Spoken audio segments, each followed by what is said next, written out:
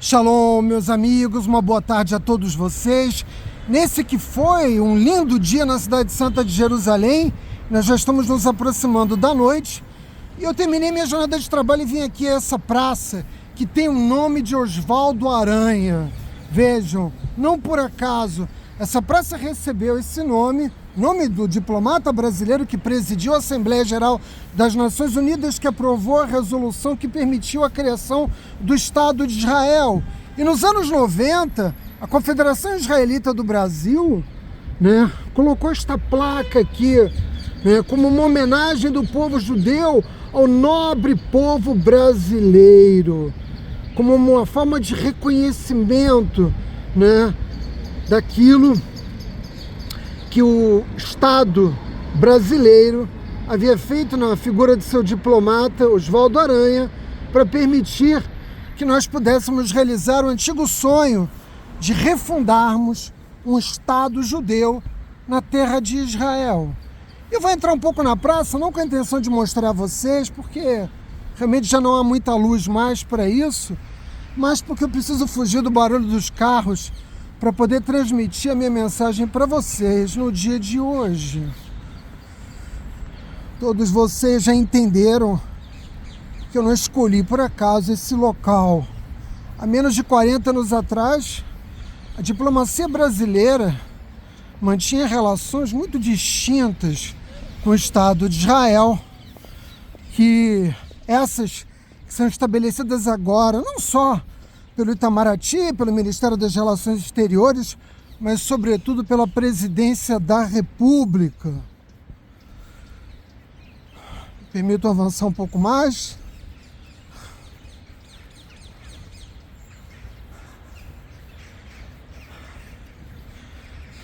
Essa praça passa por reformas.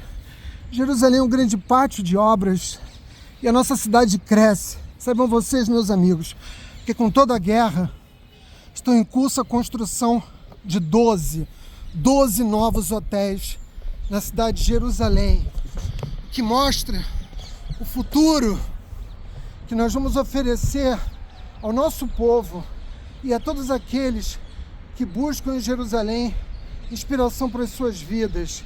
Eu quero começar a dizer que quando poucos dias atrás eu fiz a afirmação de que não havia mais uma nação segura para que o povo judeu pudesse viver e que nós deveríamos partir da diáspora e retornar à terra de Israel, eu não estava tentando fazer nenhuma profecia, porque profeta eu não sou, mas com base na experiência histórica do povo judeu e analisando rigorosamente os fatos que estão tendo lugar, nós não podemos ter outra conclusão, não podemos chegar a outra conclusão que não seja essa.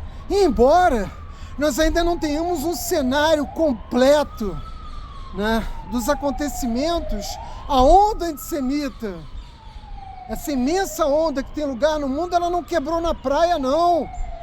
Muito pelo contrário. Ela, conforme temos assistido, está se transformando numa verdadeira tsunami.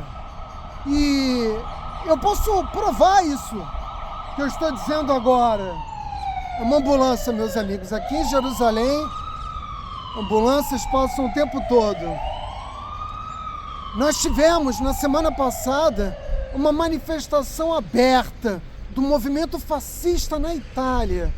Centenas de homens vestidos de negro, fazendo a saudação do Duce, a saudação do fascismo italiano, que para nós é algo assustador, sobretudo quando nós sabemos que o atual governo italiano é fortemente simpático a essas ideias. A tentativa de atentado terrorista na Embaixada de Israel na Suécia, que também teve lugar na semana passada, assim como esse evento horrendo que aconteceu em Arraial da Ajuda, na Bahia, no qual a loja de uma judia foi invadida por uma antissemita. Eu acredito que todos vocês tiveram conhecimento desse fato, mostram aquilo que eu acabei de dizer. Nós estamos diante de uma tsunami e os eventos antissemitas estão crescendo rapidamente em toda parte. Provas inequívocas da ligação da Agência das Nações Unidas para Assistência aos Refugiados Palestinos ficam cada vez mais evidentes com o terrorismo palestino. A verdade, essa Agência das Nações Unidas não passa de uma fachada para o terrorismo no território de Gaza e, quiçá, também nos demais territórios palestinos. E nós assistimos, ao lado de tudo isso, o velho antissemitismo, disfarçado de antisionismo, que é o que tem lugar, por exemplo, no governo da Espanha e também no governo brasileiro. Todos nós assistimos atônitos o Ministério dos Direitos Humanos no Brasil escrever um documento público em defesa daqueles que promovem ódio contra o nosso povo, rasgando a Constituição Federal, que repudia, no seu artigo 4º, no inciso 2º, no inciso 7º, que repudiam qualquer forma de racismo e terrorismo. Isso é uma distorção, né, da lei no Brasil, é uma distorção do espírito da lei e da vontade do legislador, que procurou abraçar, né, a sociedade brasileira e defender os valores, né, aprovados durante a Constituinte, numa clara intenção de defesa das minorias. E nós, o povo judeu, somos uma minoria. A defesa da destruição do Estado de Israel é feita veladamente ou abertamente por meio do velho antisionismo. E esses agentes, esses sujeitos políticos internacionais, hoje, são os principais responsáveis pelo negacionismo. Não o negacionismo do Holocausto, mas o negacionismo do direito legítimo do povo judeu de ter um Estado na terra de Israel, na nossa terra ancestral. E é um fato que o antissemitismo no mundo está ganhando proporções cada vez mais nocivas. Quando nós imaginamos que algo não seria possível ocorrer, esse fato tem lugar a tal ponto que precisou que o Papa, há 8 dias atrás, fizesse uma declaração aos cristãos que qualquer forma de antissemitismo, qualquer forma de antisionismo são pecados contra Deus. Mas líderes, como o presidente da Argentina, que esteve aqui essa semana que passou e que declarou que vai transferir a embaixada da Argentina para Jerusalém, mais líderes precisam ter essa coragem de fazer a condenação pública do antissemitismo e abrir as suas embaixadas aqui em Jerusalém, reconhecendo Jerusalém como a capital imemorial, como a capital espiritual do povo judeu. O assédio, meus amigos, contra o nosso povo está aumentando, e está aumentando a níveis insuportáveis na Alemanha, na França, na Inglaterra, na Espanha, nos Estados Unidos e também no Brasil. E eu devo dizer a vocês que, assim como em Simchat Torá e Hanukkah, nós buscamos entender os acontecimentos que estão tendo lugar no mundo a partir das nossas próprias experiências históricas.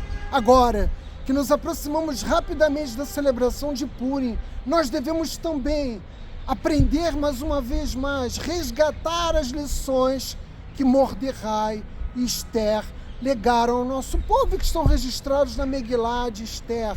São lições mais do que atuais. E eu devo dizer que Mordecai entendeu que o antídoto, né, para a perseguição do povo judeu implementada por Hamã na Pérsia era se manter firme, permanecer forte como judeu orgulhoso e de Torá, jamais curvar-se. Ele até poderia ter se curvado a Hamã, porque a Torá permite para proteger a vida do nosso povo, mas Mordecai, diferente do que aconteceu com o restante do nosso povo, entendeu que não era possível fazê-lo e que ele deveria se manter firme. O mundo todo, né, parece estar querendo salvar o Hamas. Os Estados Unidos nos pressionam para não atacarmos os últimos batalhões jihadistas em Rafah. O Egito anunciou que o nosso acordo de paz de mais de 40 anos está em risco se nós agirmos em Rafah. O mundo todo, inclusive o governo brasileiro, né, condenam as ações do Estado de Israel. E a nossa resposta deve ser clara: a aniquilação completa do Hamas. Eu tenho orgulho de ter votado em Netanyahu e pertencer a um partido político que faz parte da base desse governo. Nós não vamos pedir desculpas ao mundo por nos defendermos. Não vamos pedir desculpas ao mundo por sermos judeus. Aliás, Mordecai é o primeiro homem da Torá a ser chamado de judeu. Apesar dele não ter sido da tribo de Judá, Mordecai era um beniamita, ele pertencia à tribo de Benjamim, E a Megilá de Esther diz que ele era um Ish Yehudi. Havia, como nos revela a Megilá de Esther, um judeu em Xuxã. Mas espera lá, a nossa comunidade em Xuxã, assim como em toda a Pérsia, era bastante numerosa. Então como é possível que a Megilá nos diga que havia um Ish Yehudi, um homem judeu em Xuxã? O fato é que a nossa comunidade, nosso povo, quando foi levado para o exílio na Babilônia e depois passou para o controle da Pérsia, estava num estado de absoluto adormecimento. E havia um judeu, nós estamos falando naturalmente de Mordecai, que não tinha vergonha, que não tinha remorso, que era destemido por viver como um judeu. E a história relatada na Megilá de Esther deixa isso muito claro. Ela é uma luz para nós nesse momento da história. A Megilá nos ensina, que o medo dos judeus caiu sobre eles mesmos. E somente Mordecai, graças a Mordecai, que era membro do Sanedrim, graças a Mordecai, que era um sábio excepcional do nosso povo, nós pudemos tê-lo como líder, um líder que nos transmitiu confiança e que com orgulho não só nos salvou da aniquilação, mas ele mesmo acabaria se tornando um dignatário do governo persa, como a Megilá nos relata. Meus amigos, abençoemos Mordecai. Mas nós, para abençoarmos Mordecai nos dias de hoje, nesse tempo histórico que vivemos, nós precisamos chamar a atenção dos antissemitas. Nós precisamos responsabilizar aqueles cujo silêncio os tornam cúmplices do assassinato e da perseguição do povo judeu. Nenhum de nós sabe o que o futuro nos reserva, o futuro mais imediato.